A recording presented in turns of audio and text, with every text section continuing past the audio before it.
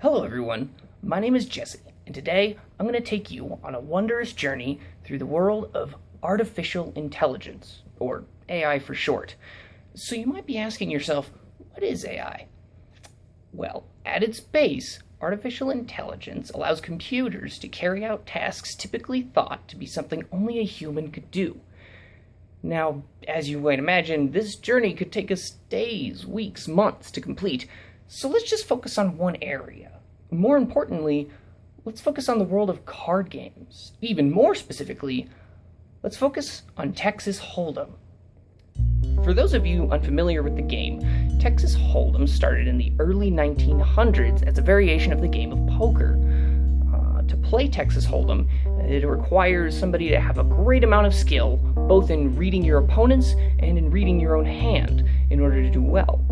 Now, many people have developed artificial intelligence agents or bots to play Texas Hold'em over the years, both for research and for gambling purposes. But how long does this take? What does it utilize? Well, in order to build a more complex poker bot, it could take you months or even years to develop, and it would use countless strategies and algorithms in order to help it decide what to do. But we can design one in just a few minutes, with an idea most anyone can wrap their minds around.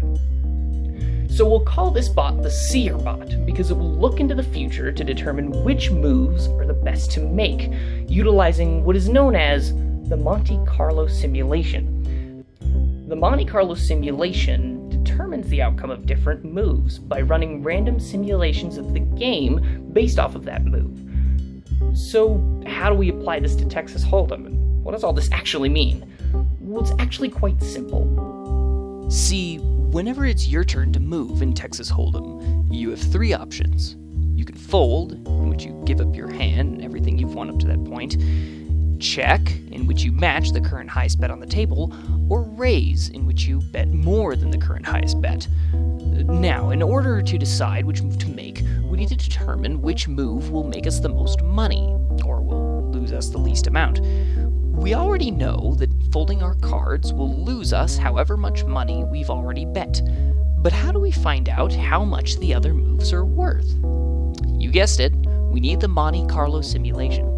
So, to find out how much checking will make us, we take everything we know about the game, what all cards we have in our hand, what cards are in the community pile, etc., and randomly simulate the rest of the game, assuming that the next move made by the bot is a check.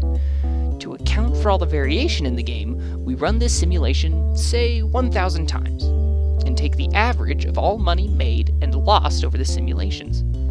This average is how much the move is worth. We perform another 1,000 simulations in which the bot raised, and we now know how much each move is worth.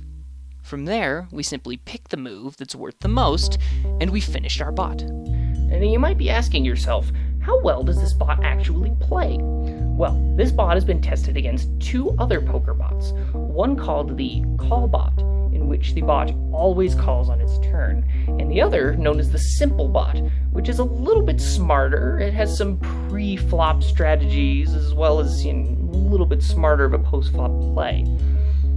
So first, we simulated 6,000 games in which we placed the Seer bot against two Call Bots. In this run, the Seer bot started out with $2 and played its way to $313.17. Pretty good, right?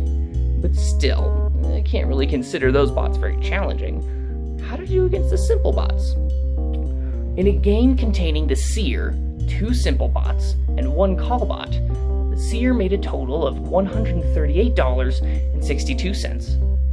As you can see, it's not quite as good as the last game, but compared to its opponents, it's still pretty good stuff. So as you can see, it's fairly simple to develop a fairly smart poker bot. And in the words of Mark Pilarski, a recognized poker authority, the smarter you play, the luckier you'll be. Thanks for watching.